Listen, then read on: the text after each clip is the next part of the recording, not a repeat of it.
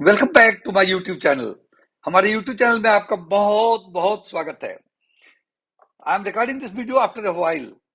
I used to record it every week earlier, but there have been some gap in between.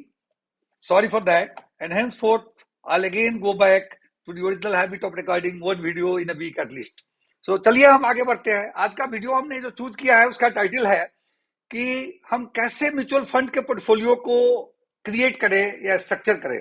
Normally ऐसा देखा जाता है कि हमारे बहुत सारे मित्र हैं। जब हम मित्र की बात करते हैं तो हमारे मित्र नॉर्मली 60 से लेकर के 80 साल के बीच वाले हैं। हमारे एज ग्रुप के हैं। मेरा भी करीब 69 कंप्लीट हो चुका है, तो उसके हिसाब से लोग उसी रेंज के काफी लोग हैं। और ऐसे भी लोग हैं जो 20 साल के हैं, 25 साल से, सबसे हमारी दोस्ती है। तो जो बड़े लोग होते हैं, बड़े in the sense I am talking senior citizen category के लोग, उनके कई लोगों से हमने सुना है कि वो बहुत घबराते हैं इक्विटी इन्वेस्टमेंट से। और समझते हैं कि इक्विटी इन्वेस्टमेंट एक स्पेकुलेशन है या एक गैम्बलिंग है, जो कि कतई सत्य नहीं है। इस पर्टिकुलर जो एक फीलिंग है, इसको दूर करना हम सबका धर्म है। और वह अपना सारा पैसा, सारा सेविंग बैंक सेविंग्स अकाउंट में डालते हैं या एफडी में डालते हैं। मैं आपको यह कहना चाहूंगा कि अगर एक ही इनकम के दो लोग हैं, एक अगर एफडी में पूरे जीवन में अपने पैसे डालते रहे और दूसरा अपने पैसे को स्ट्रक्चर अच्छे ढंग से किया, तो पहला और दूसरे में वेल्थ का डिफरेंस कम से कम 4 टाइम्स का हो जाएगा सेम इनकम ग्रुप के लिए। इसलिए बहुत ही इंपॉर्टेंट है कि आप इस चीज को समझें और इस मिथ को अपने दिमाग से अलग करें। मेरा एफर्ट है कि एक साइंटिफिक रूप से, मैं साइंस का आदमी हूं, मैनेजमेंट का स्टूडेंट रहा हूं और मैनेजमेंट प्रैक्टिस किया हूं लाइफ में, तो मेरा इस पर्टिकुलर थीम को हर इंसान तक ले जाने के लिए आज का वीडियो हम उन लोगों को ध्यान में रखते हुए बनाया है जो कि काफी समय स्टॉक मार्केट को नहीं दे सकते हैं। और stock market is the only vehicle for wealth creation apart from gold and real estate. Gold and real estate अगर वर्ल्ड वाइड डेटा देखे, 200-250 साल का डेटा अगर देखे, तो आप पाएंगे कि इक्विटी को कोई कंपैरिजन नहीं कर सकता है। ऑल्दो पिछले कई 1-2 दशकों में गोल्ड का रिटर्न काफी अच्छा रहा है, खास करके इंडिया में। उसका एक कारण रहा है कि depreciating rupee as well as other geo political scenario gold को काफी बूस्ट किया है, इसलिए गोल्ड इंपॉर्टेंट रहा है। लेकिन इक्विटी को तो अभी गोल्ड में बीट नहीं कर पाता। चलिए हम आगे बढ़ते हैं। तो हमने क्या किया है कि इस वीडियो को बनाने से पहले हमने, बहुत इंपॉर्टेंट चीज है कि अपने इनकम कैटेगरी को आप समझे, अपने रिस्क प्रोफाइल को आप समझे। सेम ही टेबलेट सबको नहीं जिया सकता। जिसका रिस्क प्रोफाइल बहुत लो है उसके लिए अलग दवा होगी, जिसका रिस्क प्रोफाइल हाई है उसके लिए अलग दवा है। Although high risk means high return, but low risk category के जो लोग हैं उनको हाई रिस्क का अगर बिल आप देंगे तो उनकी जीवन सही बर्बाद हो जाएगा। तो उसको ध्यान में रखते हुए हमने इनकम कैटेगरी को 3 कैटेगरी में डिवाइड किया और रिस्क को भी 3 कैटेगरी में डिवाइड किया है। इनकम 50 के पर मंथ, 100 के पर मंथ और 200 के पर मंथ, यह जस्ट एक इलस्ट्रेशन के लिए है। उसी तरह से लो रिस्क, मीडियम रिस्क और हाई रिस्क कैटेगरी हमने बनाया है। इसको ध्यान में रखते हुए हम एक ग्रिड सजेस्ट करेंगे जो कि आपका पोर्टफोलियो कंस्ट्रक्शन में काम देगा। और हर कैटेगरी के लिए हम कुछ set of mutual fund category suggest करेंगे, उसमें कुछ म्यूचुअल फंड का एग्जाम्पल भी देंगे जिससे आप चूजन कर सकते हैं। जैसे आपको अगर कोई बीमारी होती है तो क्या करते हैं, डॉक्टर के पास जाते हैं, डॉक्टर आपको प्रेस्क्राइब करता है, कितना 1000-2000 का खर्चा डॉक्टर के यहाँ है, इसके लिए हम इतना ध्यान देते हैं। और उसी तरह से जो फाइनेंशियल बीमारी है, जिस चीज को आप नहीं समझते एक तरह की बीमारी है, लोग हेजिटेट करते हैं फाइनेंशियल कंसल्टेंट के पास जाने के लिए। और इस कंडीशन में आप एक बहुत बड़े अपॉर्चुनिटी मिस कर रहे हैं। जो बड़े लोग होते हैं, जो लाइक फैक्ट्री के मालिक है, वो भी अपने किसी फाइनेंशियल कंसल्टेंट को रखते हैं, क्योंकि उनके वो समझते हैं कि इसका महत्व क्या होता है। लेकिन जो मिडिल क्लास के लोग हैं, जिनका इनकम कम है, उससे दूर भागते हैं। बहुत दुर्भाग्य की बात है। अगर आप स्वयं ना कर सके तो मेरा एडवाइस होगा कि please do refer to some financial consultant.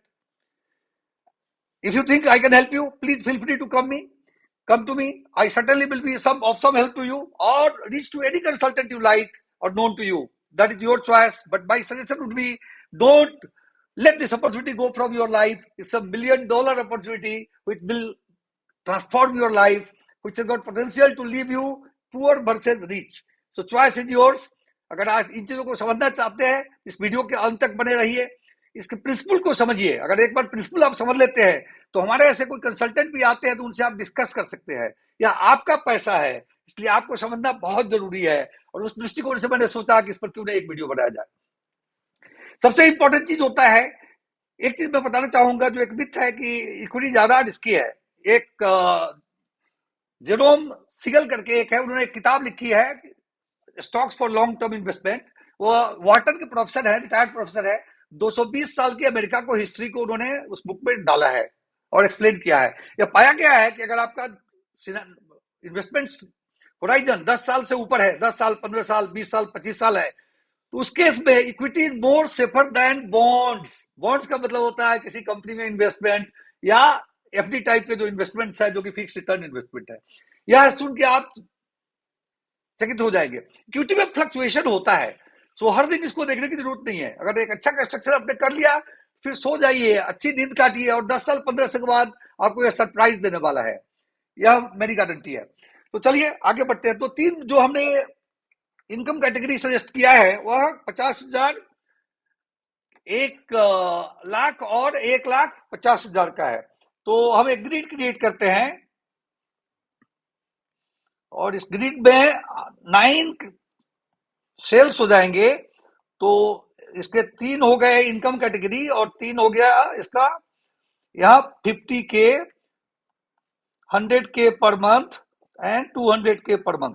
तो आपका इनकम अगर 175 है तो 200 के पास जा सकते हैं, अगर 125 है तो 100 फॉलो कर सकते हैं। और यहाँ low risk, medium risk and high risk. इसके ऊपर डिपेंडिंग ऑन डेट फंड जो होता है, जो कि रिस्क फ्री है ऑलमोस्ट, और लो रिस्क कहिए या रिस्क फ्री कहिए, और इक्विटी फंड जो है इसमें रिस्क होता है बट इसके रिटर्न भी काफी होता है। इसमें हर कैटेगरी में हम सजेस्ट करते हैं, एक गाइडलाइन मैं आपको देना चाहता हूं कि किस तरह का प्रोपोर्शन होना चाहिए। जैसा कि हमने पहले बताया कि 20% of your monthly income should be saved by you. This means अगर आपका इनकम 50K है, उसका 20% कितना हुआ, 10,000 रुपए। तो आप इंश्योर करिए कि 10,000 रुपए सेव कीजिए, तभी आप वेल्दी बन सकते हैं। अगर आपने ऐसा किया है तो आपकी जिंदगी, जिस समय हमारे एज में आएंगे तो बहुत चैन की जिंदगी आप काट सकते हैं, जैसा कि हम लोगों ने मैंने अपने लाइफ में किया है। I have been very lucky, nobody taught me, but I was on this path more or less of my own in a autopilot mode. So God has been very kind to me, God has guided me, and I have done a good job in that area. So here debt fund और equity का investment होना चाहिए 80-20। This means 80% in debt and 20% in equity. Medium risk में 50-50, और यहां हम इसको लेंगे 20-80। जैसे हम इस साइड में बढ़ते हैं, जैसे इनकम बढ़ता जाता है, then you have more flexibility to play. अगर जिसका इनकम लाख रुपए का है, 1,000 रुपए उसका अगर गैप भी होता है या टेम्परली गिर जाता है, तो उतना मैटर नहीं करता कंपेयर टू समबडी जिसका की इनकम लो है। तो उस कंडीशन में क्या होता है, उस कंडीशन में इंपॉर्टेंट है कि आप इन चीजों को ध्यान रखें। तो चलिए, और इस कैटेगरी में, नेक्स्ट कैटेगरी में हम जब जाते हैं तो यहाँ हमारा 70-30 डेट में करेंगे, और उस प्रिंसिपल से यहाँ 60-40 हम कर देंगे। यहाँ हम 40-60 करेंगे, और यहाँ 30-70 कर देंगे। 30 debt and 70 equity. Here I do 10-90 and 10-90। तो किसी भी सेल को लीजिए, अगर आप इस सेल में पढ़ते हैं, आपका रिस्क प्रोफाइल मीडियम है और 100K का है, तो 40% डेट और 60% इक्विटी। तो द सेकंड क्वेश्चन कम्स कि किस तरह के डेट में हमने डालना चाहिए। तो low income category, low risk profile के लिए my suggestion would be liquid fund. Liquid fund में भी बहुत सारे फंड है जिसमें करीब 6% का रिटर्न आता है, और यह एक सॉर्ट ऑफ लाइक निश्चित रिटर्न आता है।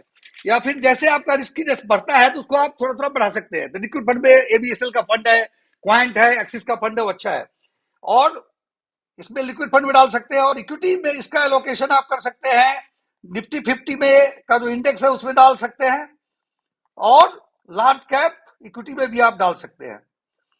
मीडियम रिस्क कैटेगरी वाले को आई वुड सजेस्ट कि लिक्विडी डेट के लिए liquid fund and banking and PSU fund. इसका रिटर्न थोड़ा सा लिक्विड फंड से ज्यादा है। अगर उसका 6% है तो 7% है। तो जैसे आपका रिस्कीनेस बढ़ता है तो इसको आप, जो आपका डेट का एलोकेशन उसका 50-50 कर लीजिए। इक्विटी में आप यहाँ लार्ज कैप डाल सकते हैं, और थोड़ा एलोकेशन फ्लेक्सी कैप में कर सकते हैं, और कुछ लोग अगर गोल्ड वोल्ड में भी डालना चाहे तो मल्टी कैप में भी थोड़ा एलोकेशन कर सकते हैं। May be you can do 1/3 of equity allocation in each, that should be okay. और जो हाई रिस्क वाले लोग हैं,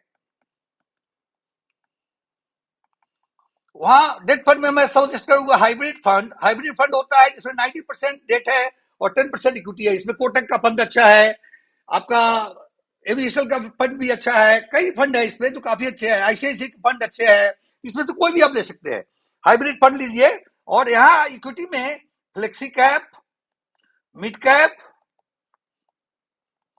और मल्टी कैप, तीनों का एलोकेशन 1/3 इक्विटी का कर दे तो that will be a good allocation. तो ऐसा करने से, इनफैक्ट इसके अलावा एक दूसरा फंड जो है, जो इस कैटेगरी के लोग ले सकते हैं, बैलेंस एडवांटेज फंड। जो मीडियम रिस्क वाले जो है इक्विटी में, बैलेंस एडवांटेज फंड या डायनेमिक एलोकेशन फंड है, इसमें एचडीएफसी, एडलवाइज के फंड बहुत अच्छे हैं, इसमें डाल सकते हैं ही। अगर 4 कैटेगरी करें तो 25-25 कर ले, आप बैलेंस एडवांटेज यहां भी डाल सकते हैं। तो दोस्तों, मैं क्या करने की कोशिश कर रहा हूं कि जैसे जैसे आपका रिस्कीनेस बढ़ता है, इनकम बढ़ता है, फ्लेक्सिबिलिटी हो सकती है, और उसको देखने के लिए आपको स्वयं समझना पड़ेगा कि हमने वैसे 3 कैटेगरी बनाए, बट एक्चुअली आप देखें तो लाइन कंटिन्यूअस लाइन है, इसमें बहुत सारे कैटेगरी है। तो इनको देखते हुए एक एलोकेशन का फंड आपको लाना पड़ेगा और उसको बना के रखेंगे, जिससे काफी अच्छा काम आप कर सकते हैं। आपके इस वीडियो में मैंने एक बहुत हाई लेवल पे यह समझाया कि कैसे आपको इक्विटी पोर्टफोलियो कंस्ट्रक्ट करना चाहिए। नॉर्मली आपके पास कोई आता है और कोई फंड देता है, एनडब्ल्यू फंड ले लेते हैं, उससे क्या होता है कि आपका जो पोर्टफोलियो हो जाता है, इट बिकम्स और zoo of mutual funds which doesn't give you the optimal return as per your riskiness, as per your profile. तो हमारा जो आज अटेम्प्ट है कि आपके इनकम लेवल को समझे, रिस्कीनेस को समझे और एक लंबे जर्नी पर निकल सके वेल्थ क्रिएशन करने के लिए। इसको अगर आप डिसाइड करके करना शुरू करें, 3 चीज की जरूरत होगी, डिसिप्लिन, कंसिस्टेंसी और पेशेंस। आपको मैं गारंटी करता हूं कि 15, 20 साल, 25 साल के बाद आपको यह सरप्राइज देने वाला है, आपका इनकम बहुत ही ज्यादा हो जाएगा। चलिए, मुझे लगता है यह वीडियो आपको अच्छा लगा। अगर अच्छा लगा तो इसे लाइक करना ना भूलें और इसको अपने दोस्तों तक डिस्ट्रीब्यूट करें। Thank you so much for your time. Stay connected. जय हिंद।